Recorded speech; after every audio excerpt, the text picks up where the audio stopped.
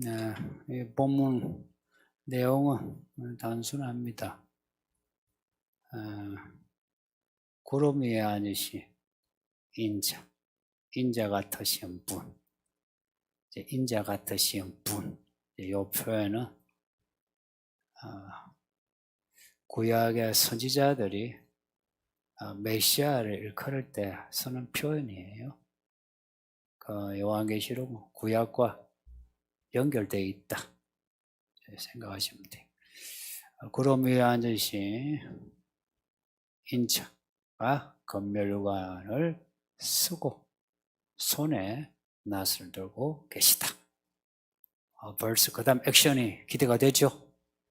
옆에 이제 천사가 추임새를 넣기를, 천사들은 다 보좌로부터 성전으로부터 나와요.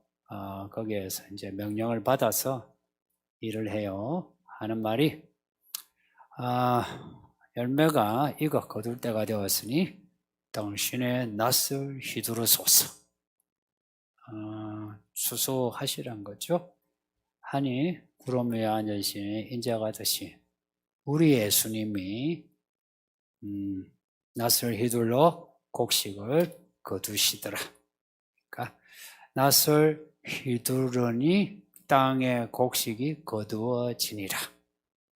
자, 이걸 왜 강조하냐면 앞에는 능동태로 예수님이 이렇게 하셨는데 땅의 곡식이 거두어지는 수동태. 이렇게 능동, 수동 이제 비교하면서 그 주체가 누구시라고? 예수님. 그 땅은 항상 수동이에요.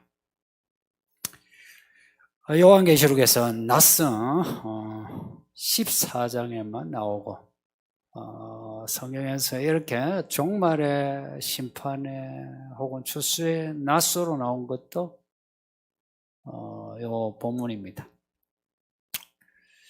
이 낫으로 알곡을 추수하고 뒤에 포도송이는 안 좋은 걸 말해요. 진노의 심판. 포도송이 아니까 이제 좋은 이미지죠. 근데 이제 흔히 말하는 가라지예요. 포도주 밟으면 피 같은 물이 나오죠. 그걸 말해요. 이 포도주에 취한 세상을 심판한다 하는 의미에서도 진노의 포도주 틀 이렇게 말씀하기도 하겠죠. 야가 예수님이 구름 위에 앉아 계시다. 이 표현은 정말 특이해요. 우리 그냥 읽어서 그렇지 이 표현이 정말 특이해요. 요즘 하늘 보면 구름이 정말 예쁘지 않나요? 특히나 이제 장마철에 전에 쌍무지개 보셨나요? 그날이 차를 타고 오는데 쌍무지개가 하늘 마치 사닥다리 올라가듯이 쭉 뻗었는데 또 하나가 또 있는 거예요. 이야, 이걸 많은 사람의 사진을 찍어서 언론에 보냈더라고요. 정말 멋졌어요. 그 무지개가 구름 사이에 숨겨졌다가 그러니까 비가 오고 나면 짠 나타난다. 이게 성경 표현입니다.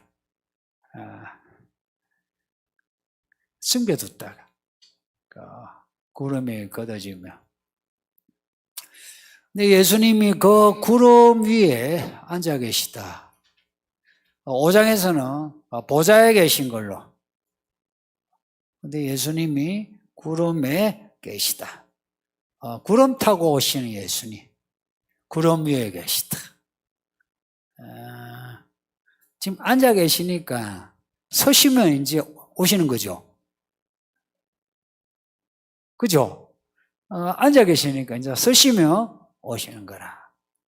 근데 이 구름에 흰 구름,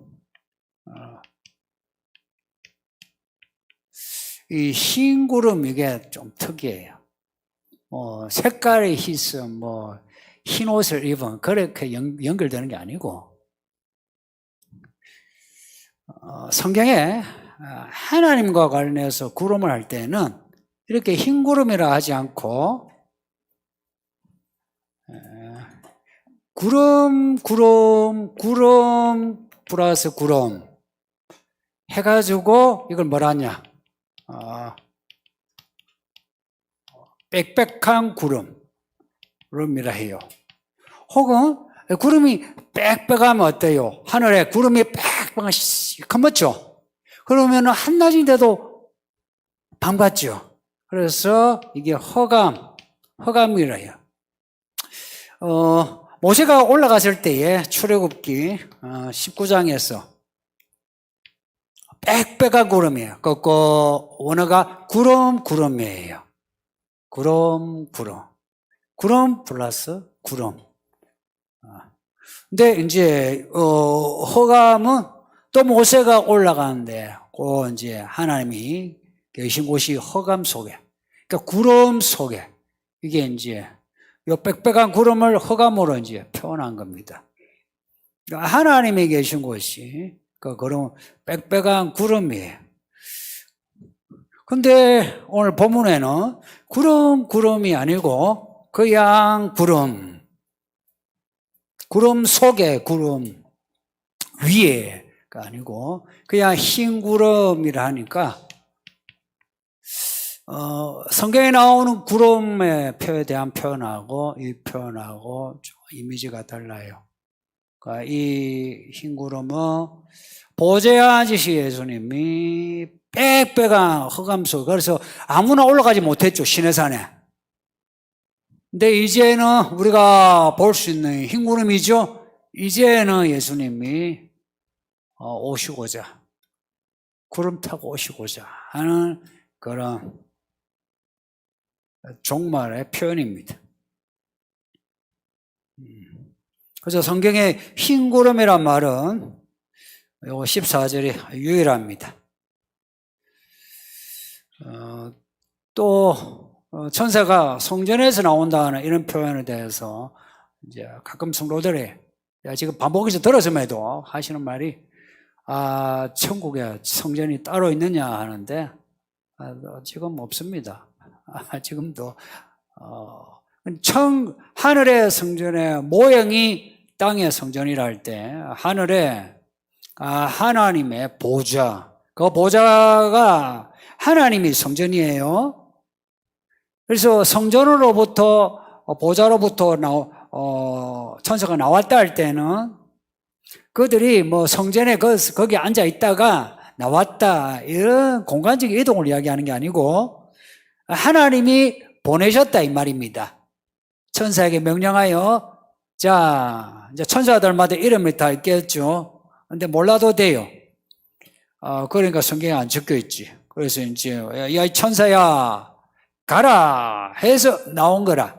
나와서는 어린 양 예수님에게 때가 되었습니다. 거두소서. 이게 마치 어린 양 예수를 하나님을 찬양할 때에 내 천사 장로가 찬양하면 성도들이 화답하고 성도들이 화답하면 또 무천사가 화답하고 이렇게 화답하는 그런 모습이에요. 그래서 이 잘 짜여진 각본입니다. 때가 되었으니 낫을 거두소서, 낫을 휘두르소서. 이미 예수님은 낫을 지금 쥐고 계세요.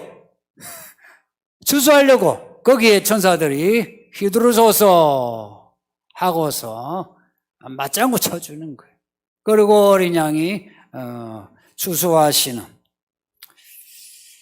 데살로니가전서 4장 16절 17절은 이제 요한계시록의 요 14만 4천과 관련해서 되게 중요한 본문이라 했어요. 거기 보면 한번 보실래요? 데살로니가전서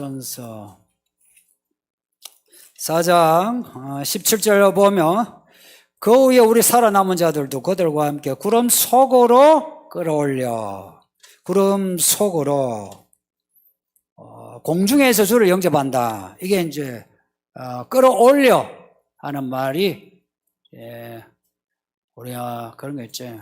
테이크한다 그러죠. 진짜 그거예요. 그렇게 끌어올리는 거예요. 테이크.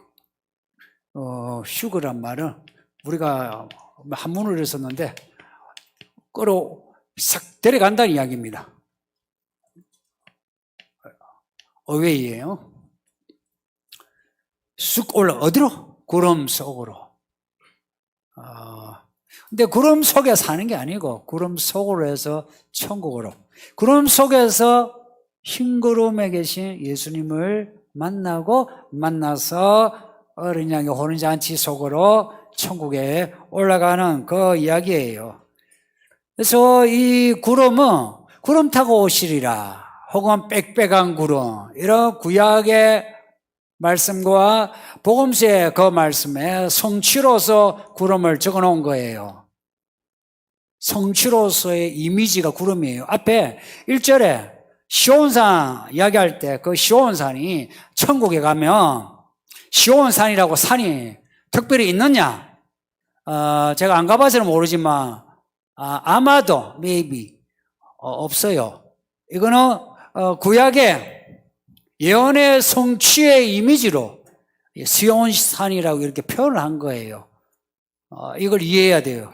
왜냐? 우리 수준에는 그렇게 알아듣거든. 우리 수준에는 천국을 이야기해도 못 알아들어. 그래서 시온산 해야, 구름이다 해야 알아듣는 거예요. 이 14만 4천의 추수, 이게 성경에서 가장 아름다운 사건입니다. 가장 아름다운 사건, 하나님이 기대하시고 준비하시는 사건인데,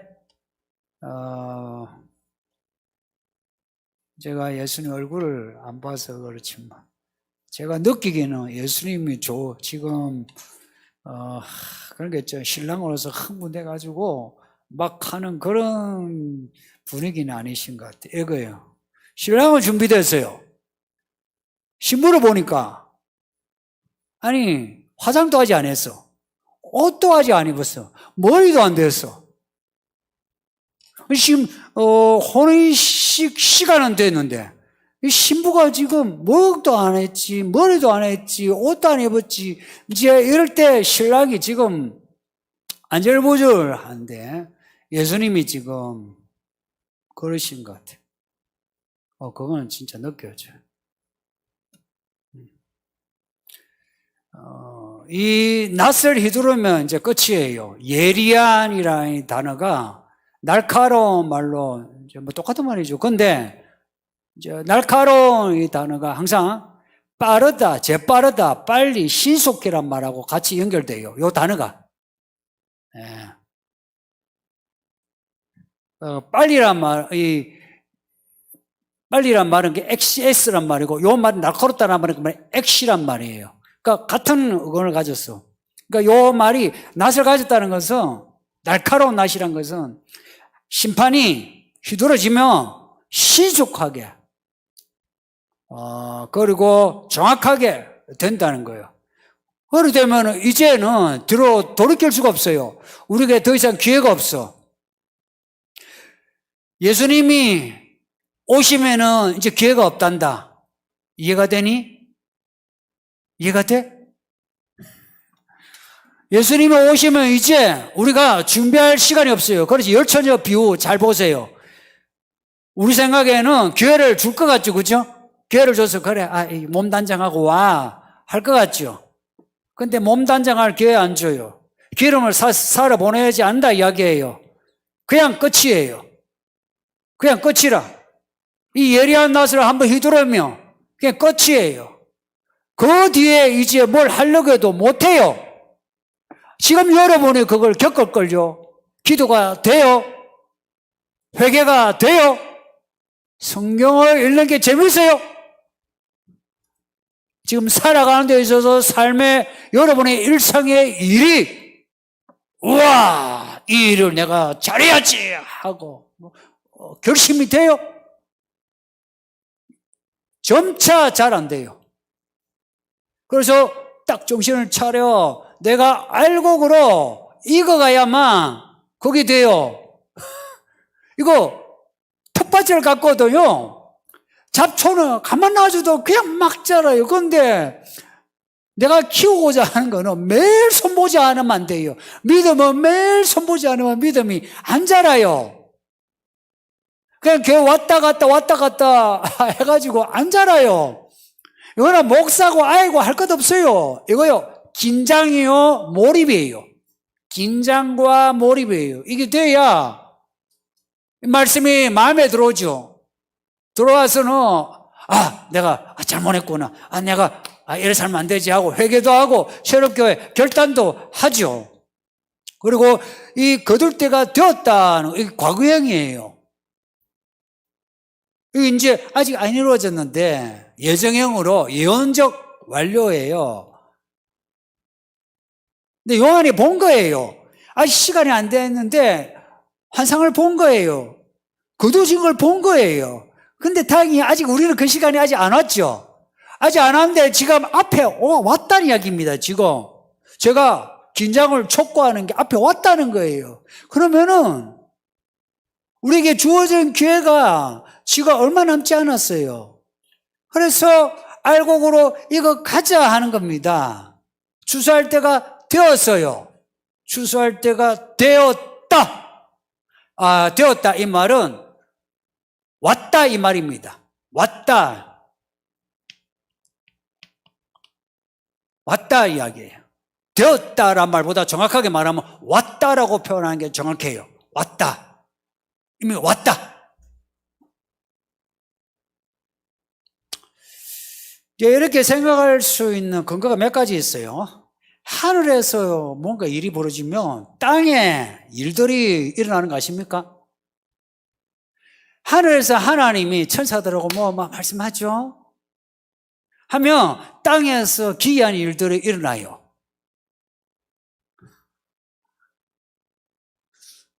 하늘에서 하나님의 말씀만 하시면 땅에서는 이미 일이 일어나고 있다고요. 이걸 반대로 뒤집으면 우리가 땅에서 결심하여 뭔가 기도를 하면 하늘에서 일들이 일어나고 있어요. 확실히 있죠. 사람들은 우리가 여기서 기도하면 들어줍니다 하면 아멘 나오고요. 하늘에서 뭔가 일어나는데 땅에서 또 뭐 일어난다 하면 갑자기 뭐지 하고요. 좀 반응이 그래요. 참 내가 반대로 이야기했으면 반응이 더 좋았을 건데. 다니엘이 기도를 결심할 때 그래요. 천사가 미카엘이 하는 너가 결심할 때 우리가 움직였다 이야기예요. 그리고 예수님이 그러셨죠. 너희가 땅에서 묶으면 하늘에서 묶어준다고. 그걸 이제 뒤집으면 하늘에서 하나님이 하고자 하면 땅에서 무슨 일인가 일어난다 이야기입니다.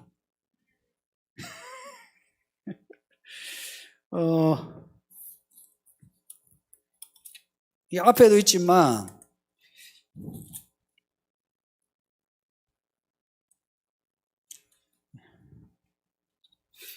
16장 18절에 보면 있죠. 성전에서 보좌로부터 나서 이르되 되었다 하시니 18절에 번개와 음성들과 우레소리가 있고 큰 지진이 있어.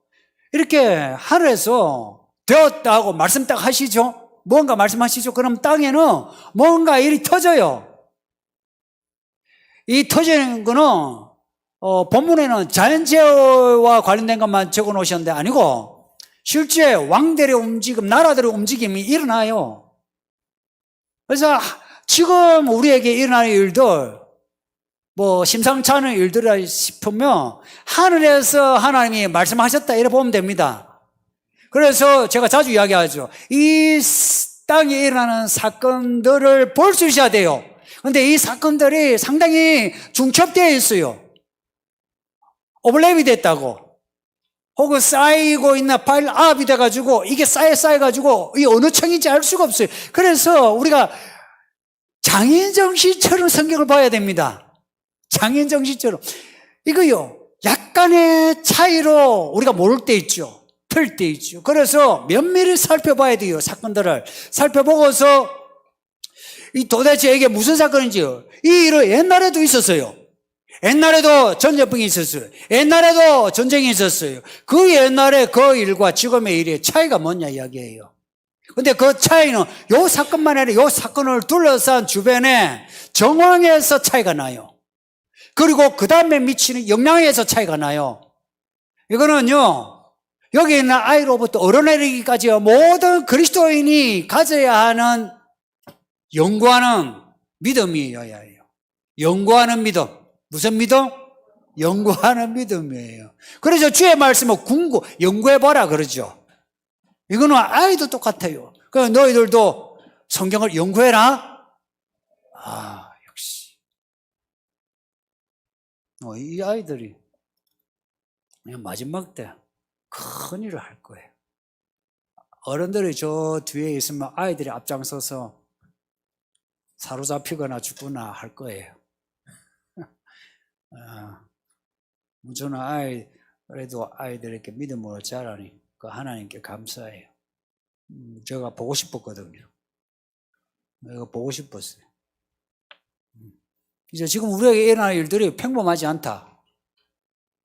지금 일어나는 일들은 평범하지 않다 이야기예요. 그런 거 있죠. 중첩이라는 거는 옛날에도 일어났던 일이에요, 지금까지. 근데 또 일어나고 있어요.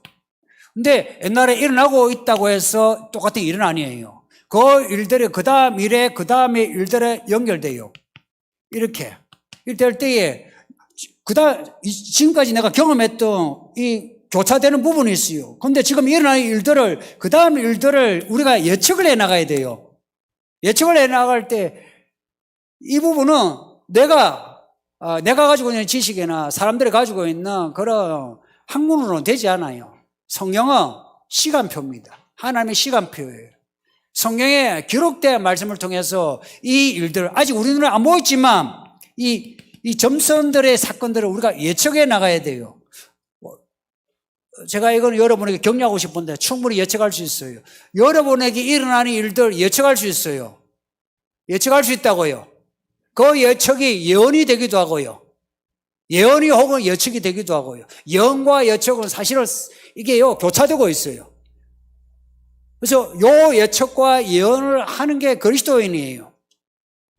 그래서 지금 일어나고 있는 일들에 대해서 좀 더 면밀하게 우리가 살펴보자 하는 게 결론입니다. 추수 때가 되어서니 잘 익어갑시다. 예.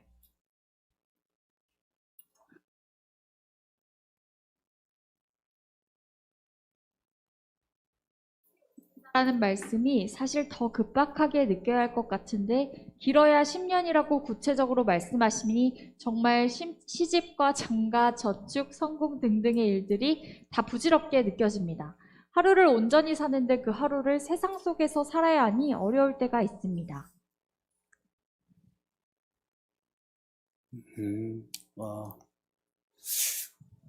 그래도 믿음은 있네요. 예수님이 10년 뒤에 오시니 지금 뭐 내가 집을 사봐야 무슨 소용이 있나 한 생각이 드는 건 그래도 믿음은 믿음인데 참 부질없는 믿음이네요. 예.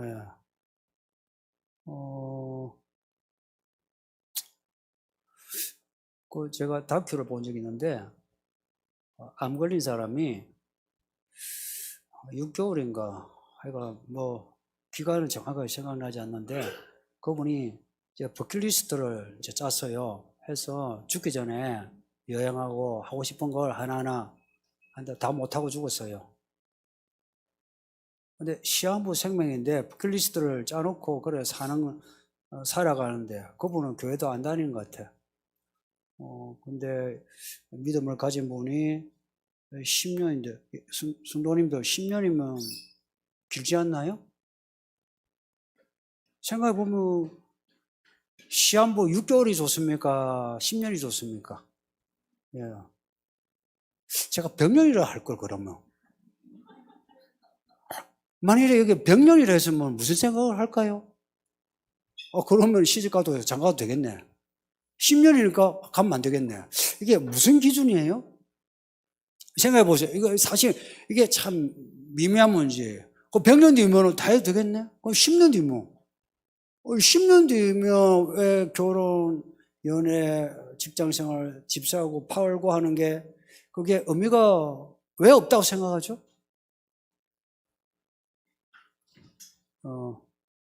10년 뒤에 예수님이 오시면 연애하지 않을 거예요?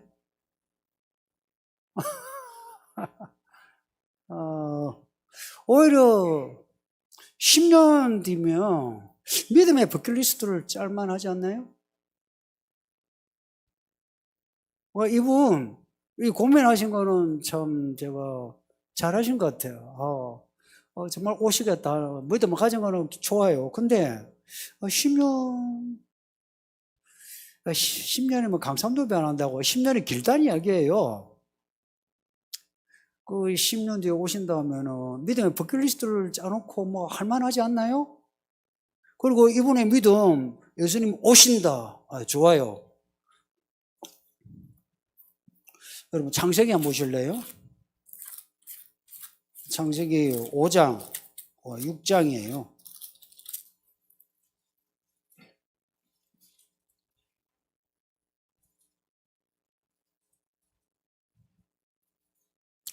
오 장 32절 보면 노아가 500세 된 후에 셈과 함과 야벳을 낳았어요. 500세 된 후에 결혼해서 애 낳았다 이야기예요. 애 낳았어요. 600세에 노아 홍수가 생겨요. 종말을 살았던 사람이에요. 만일에 노아가 종말이라 싶어져 장가도 안 가고 애도 안 낳았으면 방주 만들었을까요?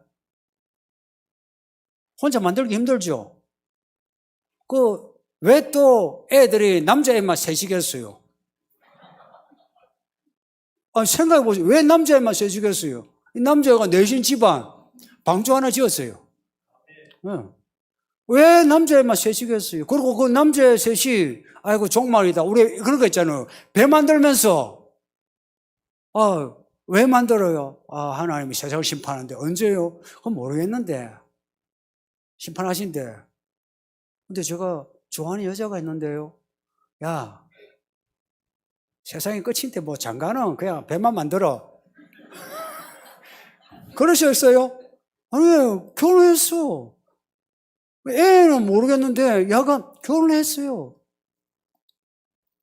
그러니까 노아가 그 결혼하고 애를 낳았으니까 이렇게 방주 만들고 그리고 그 아이들이 지금의 인류가 된 거죠. 근데 또 아이러니한 게 예수님이 노아 때 이야기하시면서 노아 때처럼 장가가고 시집간대요. 어느 장단에 맞춰야 되겠습니까?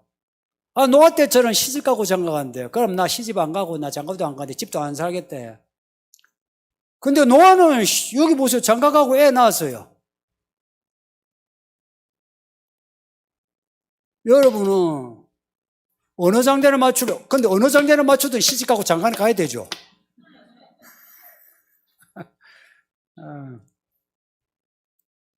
정말 예수님이 오신다 싶으면 예수님이 오시는 것에 대한 준비를 하세요.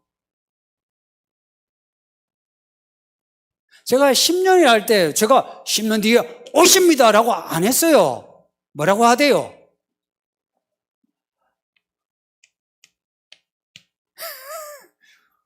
아마도 이 아마도를 할 때는 두 가지 아까 제가 설교 때 아까 했는데 첫째는 예측이에요. 이거는 전체 사건에 대한 예측이에요. 그리고 이렇게 딱 이야기를 할 수 있는 건 그만큼 급박하다는 급박성에서 여러분에게 긴장을 주려고 하는 거예요. 그리고 예언이에요. 이건 제 개인적인 경험이에요. 예전에 제가 방언하고 통역을 하는 가운데 하나님이 주신 말씀이 있어서 그래요. 10년이라는 세월에 대한 말씀을 주신 게 있어요. 그래서 저는 그게 언제인가 항상 늘 생각해 왔어요. 10년. 왜 10년? 왜 10년이지? 왜 10년간이지? 10년간이지? 생각했는데, 이제 시간이 지나면서, 10년이 시한이 있구나 하는 생각을 한 거예요. 첫째는 예초, 두 번째 예언. 근데 만일에 예수님이 11년째 오셨다. 그럼 저 어찌 될까요? 11년째 오셨다. 만약 여러분이 10년간 준비를 잘해서 이건 열매가 되어서 그런데 예수님이 10년째 안 오셔서 11년째 오셔서 12년째 오셔서 13년째 오셔서 저희의 그러면 이 말씀이 헛될까요? 헛되지 않을까요? 예.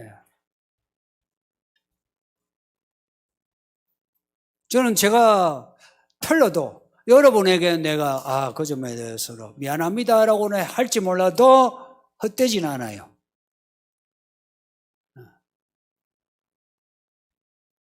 그리고 10년이든 20년이든 믿음의 버킷리스트 한번 짜보세요. 성도님들, 우리가 예배하는 이 예배당이 어디에 있습니까?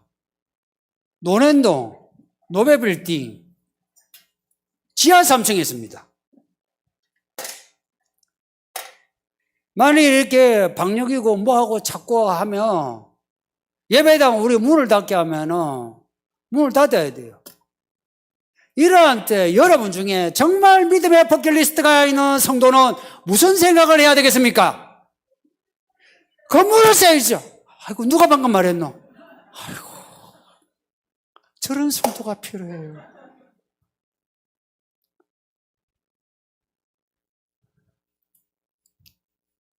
믿음의 버킷리스트가 있으면 정말 그런 거예요. 영상으로 예배하는 성도님들, 자본주의 시대에 돈을 못 번다는 게 뭘 의미하는지 압니까? 그냥 가난할 수 있다고 말하지 마세요. 자본주의 시대에 돈을 벌어야 돼요. 그리고 주의 몸된 교회에 돈이 필요하면 여러분이 정말 교회를 위해서, 하나님의 나라를 위해서 이 자본주의 시대에, 그리고 누구든지 이 민주주의 시대에 정치할 수 있는 이런 시대에 교회를, 하나님의 나라를 위해, 성도를 위해서 할 수 있는 일이 뭡니까? 그리고 이런 방역 정책이 이렇게 되면 보세요. 여기 방역 정책을 지켜도 건물에서 뭐라 해요.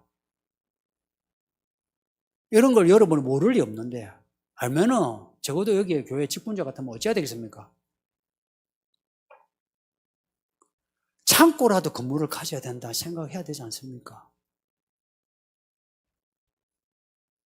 하나님이 됐다 하면 몰라도 그러지 않으면 여러분 마음에 예배당이 필요하다.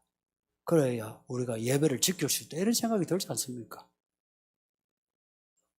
그러니까 믿음의 버킷리스트를 여러분이 짜보세요.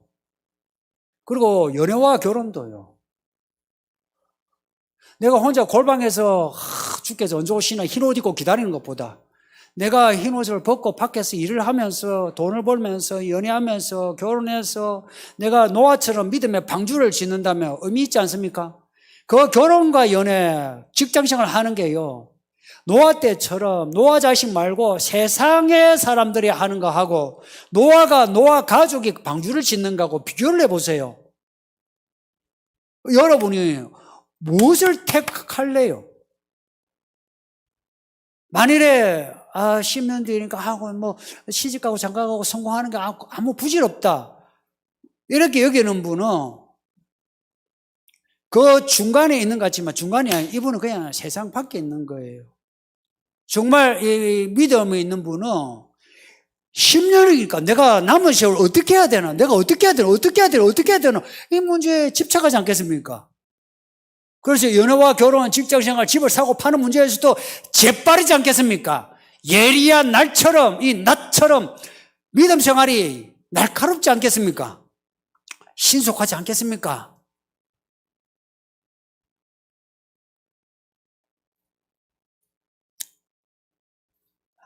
아마 지나가는 말인데 코로나 터지고 해질 때요. 정말 이게 믿음에 있는 사람은 하나님께 물어줄 때 하나님이 뭔가 할 일을 가르쳐줘요. 사람을 얻는 거, 돈을 버는 거. 그럴 때에 요셉처럼 다니엘처럼 탁월한 뭔가가 나타나요. 지혜가 생겨요. 이런 경제 변동, 체제 속에 어떻게 하면 돈을 벌 수 있습니까? 김밥 가게를 하나 하더라도요. 다른 장사를 해야 되죠. 그죠? 자기가 돈을 벌 만한 그런 열심과 재주가 없으니까 못 버는 거 아닙니까? 같은 가게를 해도 어떤 가게는 대박이 나고 어떤 가게 대박이 나지 않습니까? 누구는 같은 직장에 들어간다. 누구는 올라가고 누구는 왜 못 올라갑니까? 여기에 대해서 믿는 사람들은 좀 더 정직해야 돼요. 누구는 장사 잘 되고 누구는 왜 안 됩니까? 경기 변동입니까? 그러니까 경기 변동 이런 체제 속에 그럼 다 그럼 엉망입니까?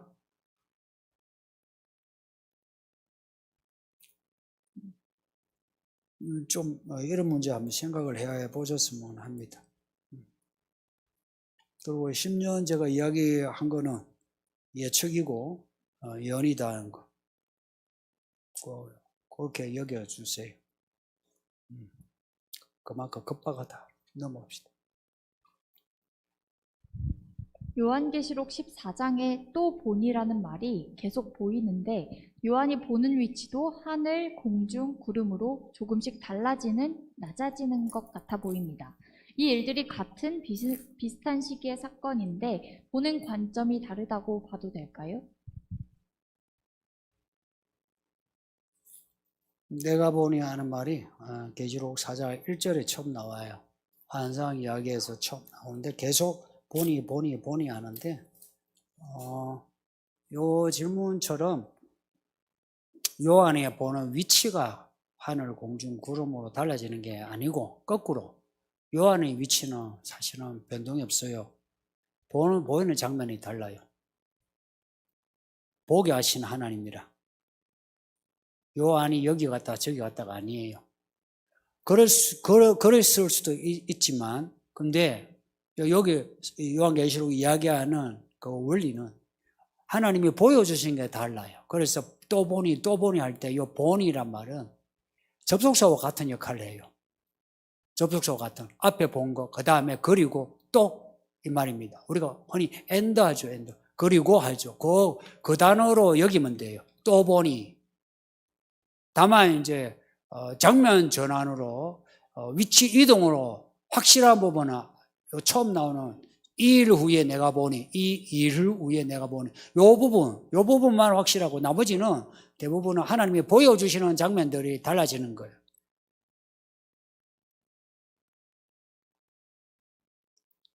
요한의 위치가 달라지는 게 아니라 하나님이 보여주시는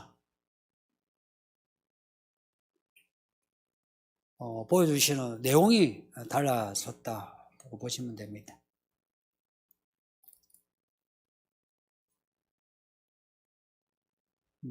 보니 할 때 요걸 시간적으로 혹은 장소적으로 딱 연결되는 고리로 여기지 않으셔도 된다 이 말입니다. 그냥 완전히 다른 내용이라도 접속사처럼 쓰여진 것이다 여기면 돼요. 이해가 되시죠? 접속사. 그래서 그리고 그런데 이런 겁니다. 예, 넘어갑시다. 요한계시록에서 하나님이 천사에게 많은 일들을 위임하시는 걸로 보이는데요. 14절에서 16절은 예수님이 딱 등장하셔서 낫을 직접 휘두르시는 것은 성도들을 수확하는 일이 중요하고 또 예수님만이 하실 수 있는 일이기 때문인 건가요? 그렇지는 않고요.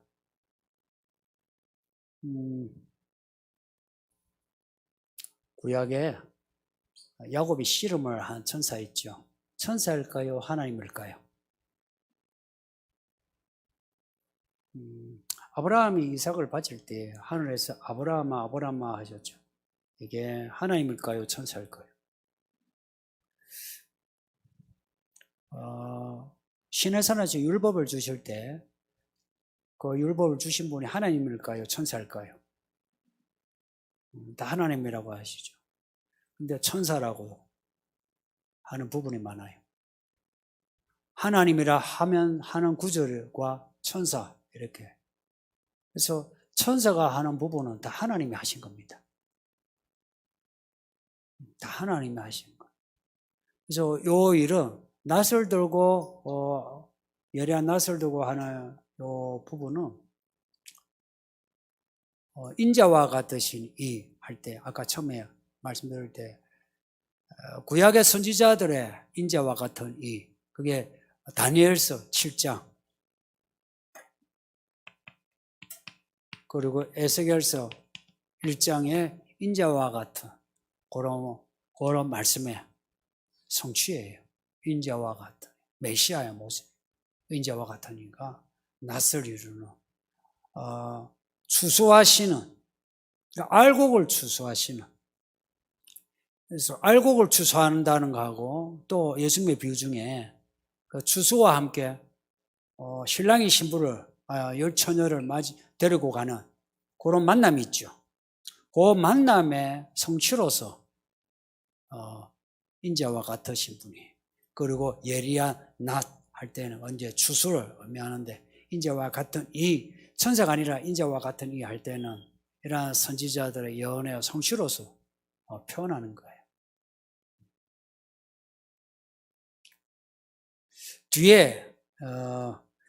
뒤에는 인자와 같은 이가 안 나와요. 그 17절부터 포도송이 추수 때는. 그 또한 하나님이 하신 걸로 여겨도 돼요. 그런데 이 부분은 하나님의 추수 14만 4천의 어린 양이 함께 계시다 그러죠. 그 1절에 표현하고 어린 양이 낫을 두고 계시다 표현이 이게 대꾸가 돼요. 이렇게. 구약의 말씀을 가지고 오는데 두 가지가 있어요. 하나는 인용이 있어요. 전인용씨 말고, 인유가 있어요. 인용은 우리가 성경을, 구약의 구절을 이렇게 그대로 따오는 거예요. 이렇게. 근데 인유는 구약의 그 말씀에 그 인사이트를 가지고 오는 거예요. 그리고 요한계시록과 복음서에는 이러한 인유가 엄청나게 깔려 있어요. 그래서 인사이트가 표현하시는 하나님의 새로운 그 표현이 계속 나오게 되어 있어요. 그래서 우리가 그 부분을 이렇게 폭넓게 이렇게 받아들이며, 정말 하나님의 말씀이 정말 광대하다는 게 느껴져요.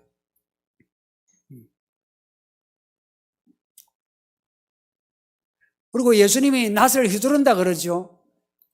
그럼 이제 실제적으로 생각합시다. 낫을 휘두를 때, 추수할 때에, 예수님이 그러면 한 사람 한 사람에게 가셔가지고, 얘랑아, 가자. 예린아, 가자. 이렇게 하실 것 같죠. 근데 실제 이제 그림을 보면 하나님이 온 땅에 하나님의 천사들을 보내서 사람들을 추수하는 거예요. 실제로는. 근데 그걸 성경에는 천사들이 했다는 말 시작에는 없어요. 성령을 이야기해요. 그래서 성령의 역사하면은 그게 천사들이 한 것 또한 다 성령의 역사 안에 들어가요. 그리고 하나님이 하셨다고 하는 겁니다. 그리고 왜 신약에는 천사에 대한 이야기가 별로 없느냐? 사람들이 천사를 섬길까봐. 천사 숭배할까봐. 천주교에서 천사 숭배하지, 그죠? 천사 그림 같은 거 놓아주고, 성인들 놓아두고, 그거는 좋은 믿음이 아니에요. 천사 숭배할까봐 천사들 이름을 거의 다 묶어둬요. 나온다면 가브리엘, 미카엘 정도. 그 구약에 나온 이름이에요. 그 이름을 언급하지, 그 외의 이름을 언급하지 않아요. 그런데 위경을 보면 천사들의 이름이 엄청나게 많아요. 천사들의 위계가 나오고, 그런 글들은 성경하고 안 맞아요. 그래서 여러분이 혹시나 성경 외에 다른 위경 혹은 외경, 이 차이는 여러분이 모르셔도, 약간 성경 외에 다른 글은 읽지 않는 게 좋아요. 별로 도움 안 돼요. 왜냐? 제가 읽어봤어요. 도움 안 돼요. 사람 헷갈리게 해요. 그리고 글들이 난잡해요. 정말 난잡해요. 혼란스럽게 만들어. 넘어갑시다. 직장에서 사람을 얻는다는 것이 구체적으로 어떤 모습인가요? 예를 들어 저로 인해 예수님을 믿지 않는 사람이 교회를 나오면 제가 그를 얻은 것인가요? 그럼 이미 예수님을 믿고 있는 사람을 얻는다는 것은 어떤 것인가요?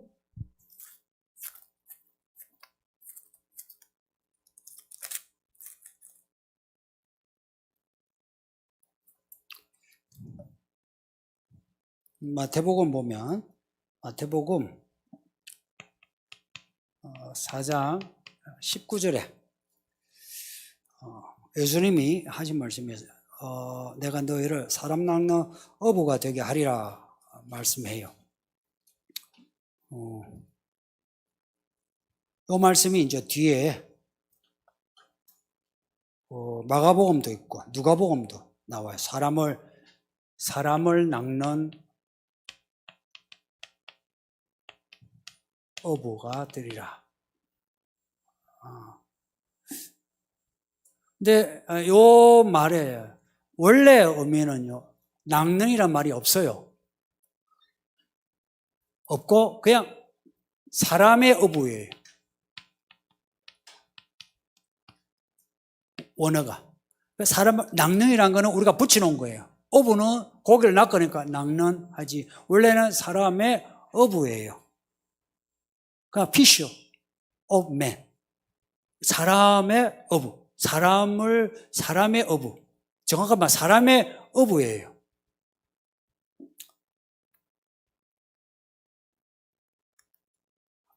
베드로와 사도들을 부를 때에 시작부터 끝까지 해야 할 일이 뭐냐?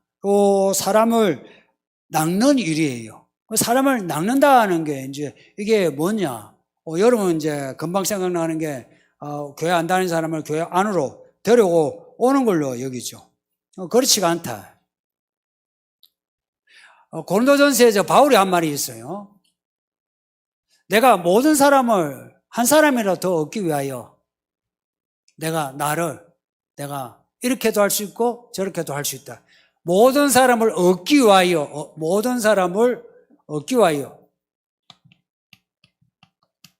거기 이제 실제적으로 얻기 위하여라는 말씀이 나와요.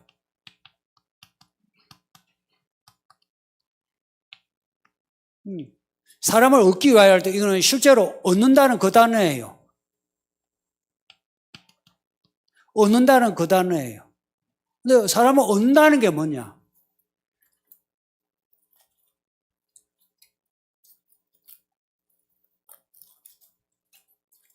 제가 눈이 안 보이니까 찾는 게 드디어. 갈라디아서 4장 19절을 보세요. 나의 자녀들아 너희 속에 그리스도의 형상을 이루기까지 다시 너희를 위하여 해산하는 수고를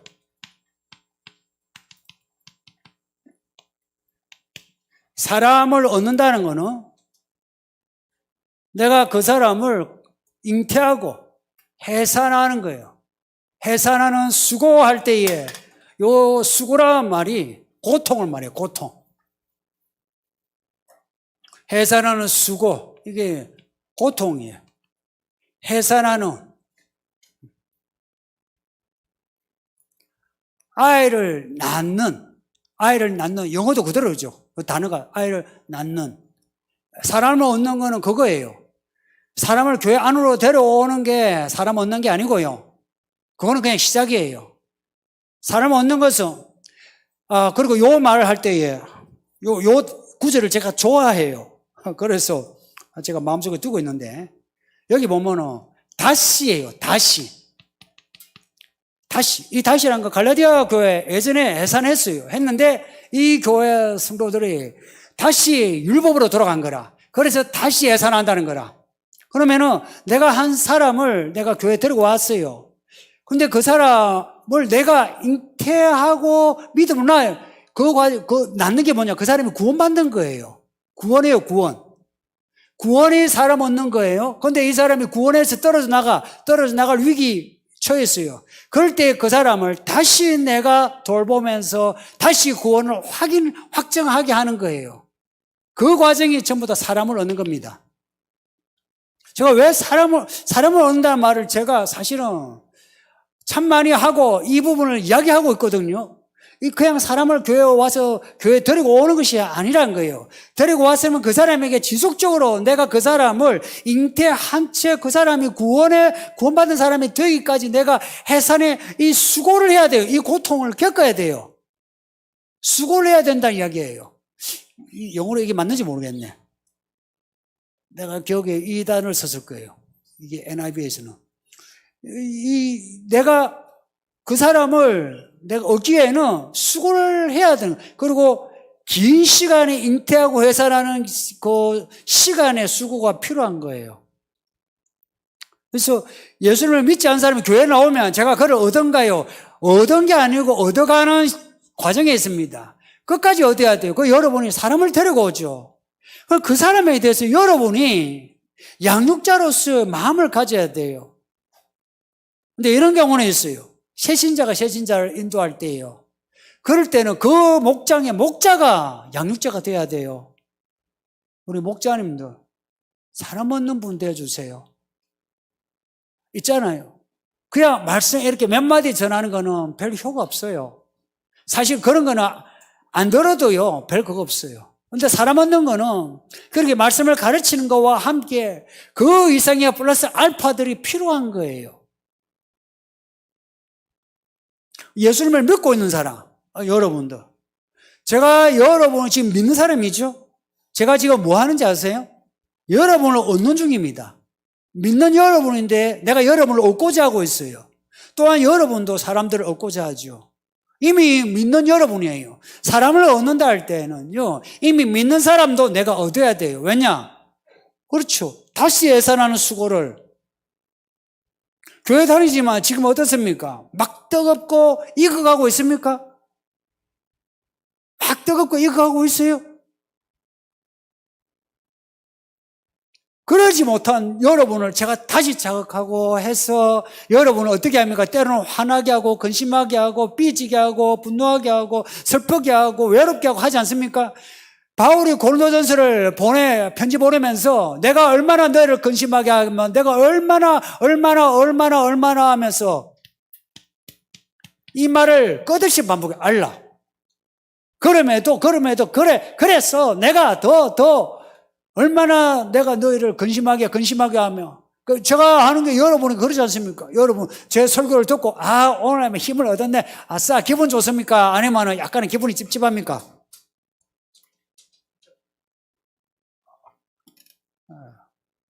오늘 해산의 수고란 거는 그런 거예요. 마냥 기쁠 수는 없어요. 그러겠지. 마냥 안에서 뛰놀 때 좋을 때 있죠. 근데 때로는 저도 힘들고 여러분도 힘들 때 있어요. 근데 그게 다 과정이에요. 저는 이 과정을 겪을 마음의 준비되어 있어요. 여러분도 그걸 준비하셔야 되고요. 그리고 여러분도 또한 누군가에 대해서 그렇게 하셔야 돼요. 해산하는 거예요. 이거요, 사람들이 와가지고 등록하는 거 아니에요. 왜 이 교회에 와서 등록 원서를 안 쓰는지 압니까? 그래 서면 그 사람도 여기에 매이게 돼요. 그렇게 양심의 가책을 가지게 하기 싫어요. 여기 있다가 어디 가고 싶으면 가시라는 이야기라. 근데 여러분도 꼭 등록 이제 서면 어떻게 해요? 나 한 사람 전도했다 그러죠. 아니에요. 전도 오면은 그거 아니에요.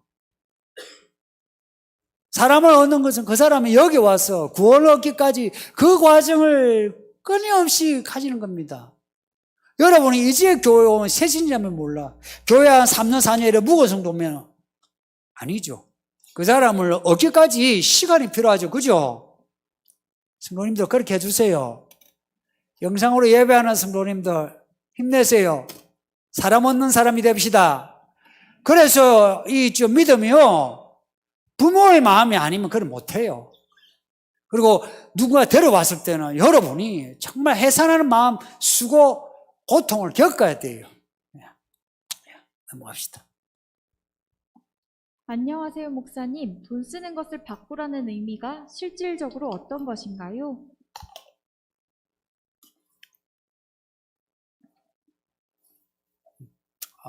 질문이 심플하고 직설적이라서 고마워요.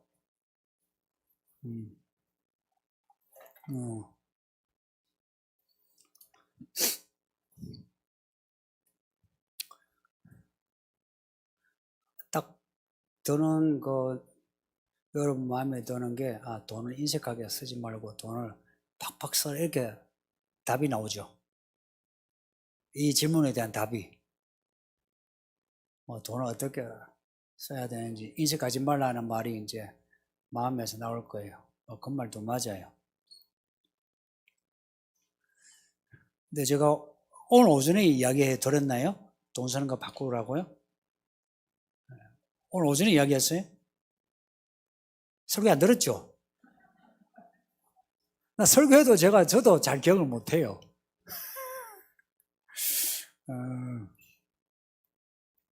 아마 제가 돈 쓰는 거 바꾸라 할 때는 아까 시한부 산다 할 때 버킷리스트를 우리가 짰을 때 돈 쓰는 방향, 목적 이걸 바꾸시라는 거죠. 돈을 어떻게 써야 합니까? 팍팍 써야 됩니까? 그렇게 교회 안에 가끔 팍팍 쓰는 분이 있는데 이제 나중에 쪽박 차죠. 돈을 다 이제 돈이 바닥에 나면 뭐랍니까? 내가 하나님 뜻대로 했는데 하나님이 내게 안 채워줬다. 목사 말대로 했더니 뭐가 안 되더라 그러죠. 돈을 팍팍 쓰는 게 하나님 뜻입니까? 돈을 어떻게 할 때 돈만이 아니라 무엇이든지 어떻게에 대한 답은요, 이거는 두루뭉실하지만 확실한 말씀이에요.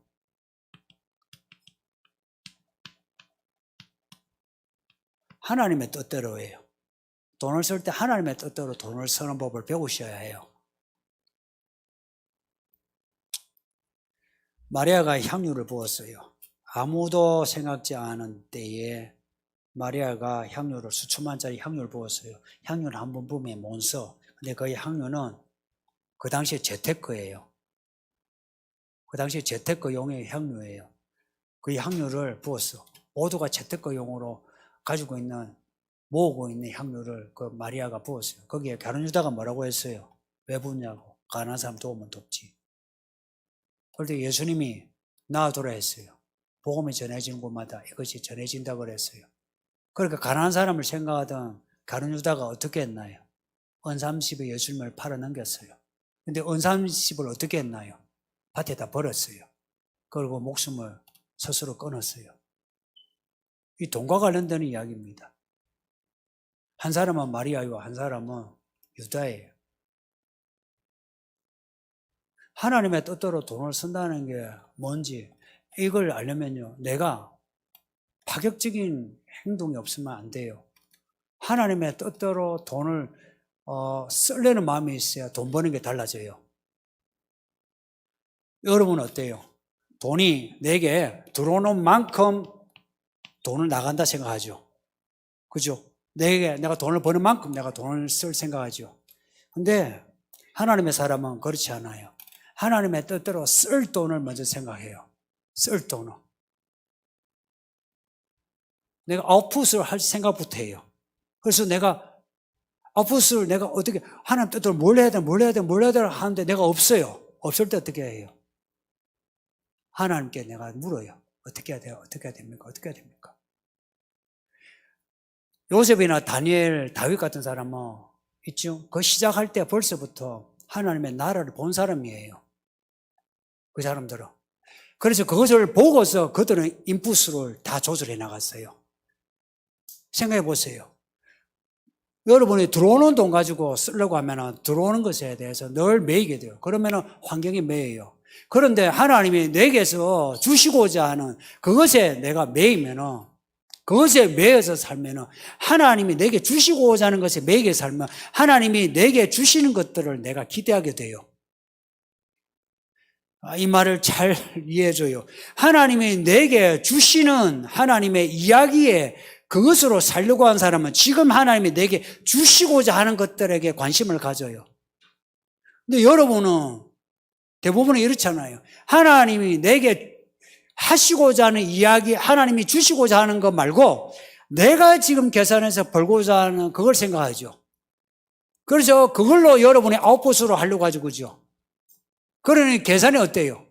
내가 번 것으로 하니까 힘들어요.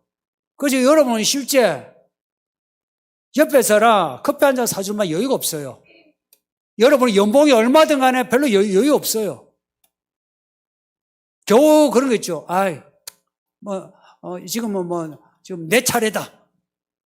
내 차례다 해서 밥을 사고 커피를 사죠. 근데 아웃풋으로 내가 하나님이 주시고 내게 하라고 하는 내가 해야 할 일에 대해서 가지면 뭘 기대하게 되는지 아세요? 내게 주시고자 하는 것에 내가 관심을 가지게 돼요. 그래서 그 사람은 돈 버는 게 달라요. 진짜 달라요. 정말 달라요. 나 그런 사람 보고 싶어요.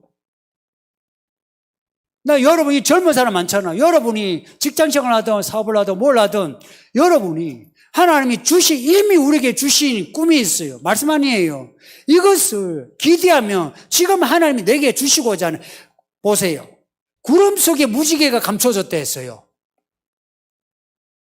구름 속에 감춰진 무지개를 누가 봐요? 약속을 보는 사람이 봐요. 구름 속에 감춰진 그 약속, 그 말씀을 내가 바라보고 믿음으로 살 때에 지금 내게 구름이 걷히고 무지개가 보이면서 하나님이 내게 주시는 것을 내가 볼 수 있어요. 내가 바람 같은 소리 하나요? 뜬구름 같은 소리 하나요? 제가 제가 개척 시작할 때부터 지금까지 나 그렇게 해왔어요. 진짜 그렇게 해왔어요. 돈 문제, 여러분, 목회 돈이에요.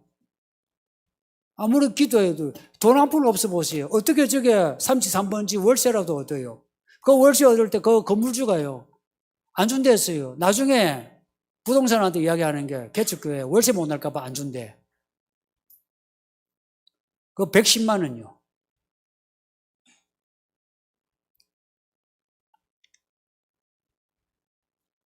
이 돈이에요. 근데 여기에서 하나님의 손길을 보지 못하면 여러분 모두가 실제로는 이 세계 체제가 무슨 체제입니까? 이 세계 체제가 다 돈 체제 아니에요? 돈에 매인 사람 특징을 보세요. 세상 체계를 그대로 따라가요. 그렇지 않아요? 세상 체계 그대로 따라가요. 교회 다니면서 뭐 헌금도 하고 뭐도 하는 것 같아도 결국은 그 삶의 패턴은 세상 패턴 그대로 따라가게 되죠. 그렇게 따라간다면 짐승의 표가 나온다 할 때 안 받을 것 같습니까? 줄 서서 받아요. 그때 제가 이제 받지 말라면 뭐라 하겠어요? 목사 욕가지고 그죠? 실제 많은 사람이 여러분 중에 떠날 겁니다. 저 그래서 한 사람이라도 잡기 위해서 내가 미리 이야기하는 거예요. 많은 사람이 떠나요. 적지 않은 사람이. 저 그래서 각오합니다. 그리고 별로 겁 안 나요. 하나님의 뜻대로 다 된다 하는 생각이에요.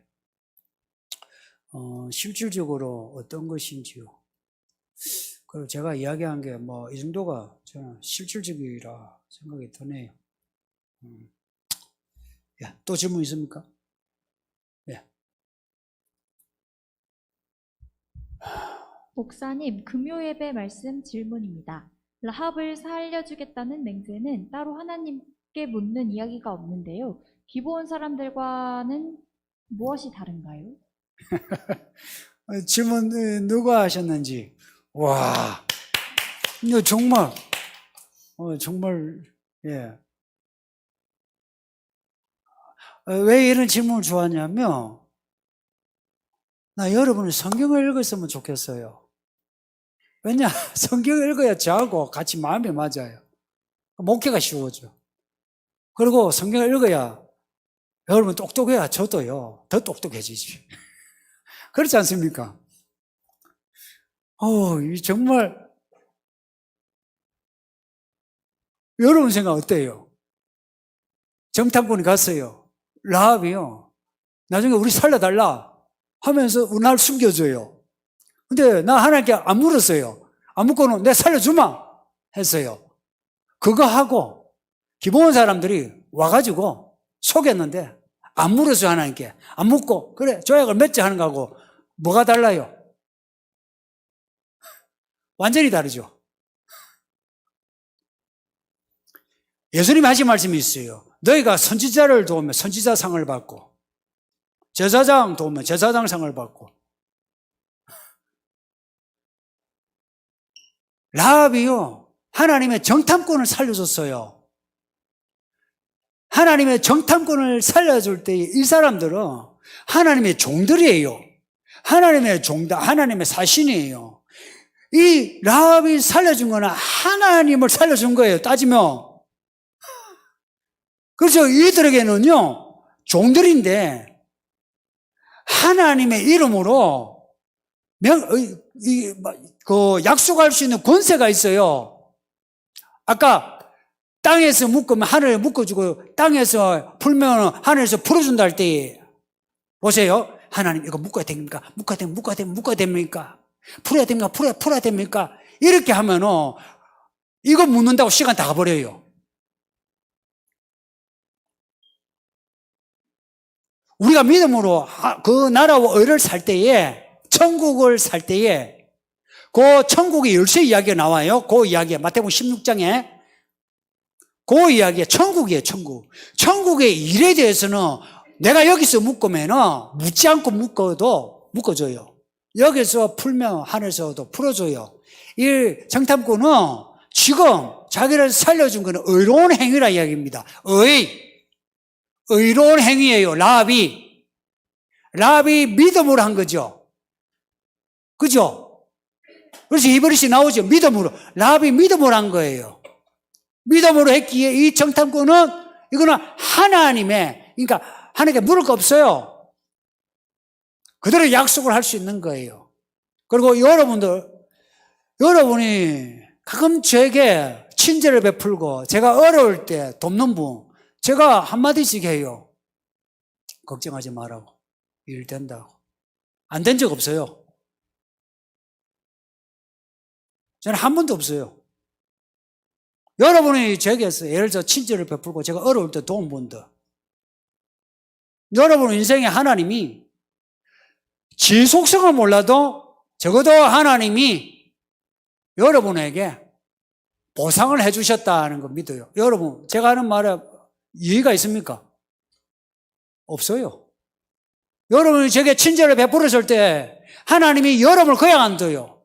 베풀 때 제가 솔직히 말해서 제가 여러분에게 여러분이 저한테 주고 할 때 제가 고맙습니다.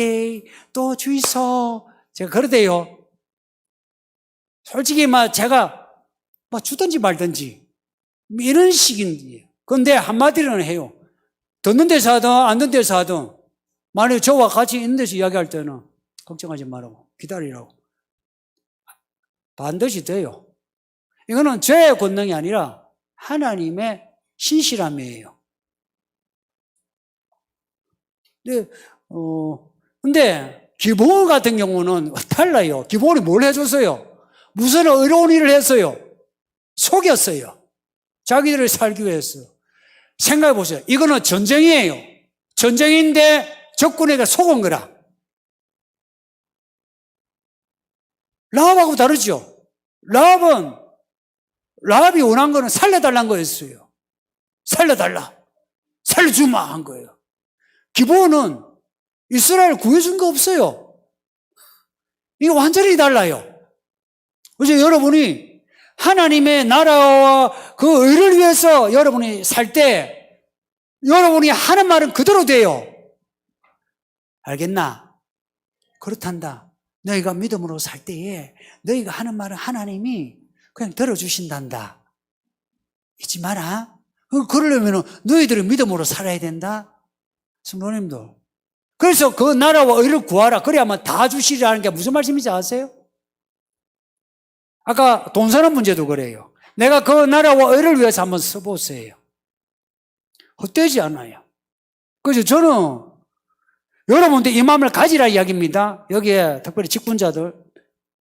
저는 저를 축복하는 자 하나님이 축복을 하게 하시고 저를 저주하는 자 하나님이 저주하신다. 난 그걸 그대로 믿어요. 저 그래서 별로 꿀리지 않아요. 전도사 때부터 지금도 그래요.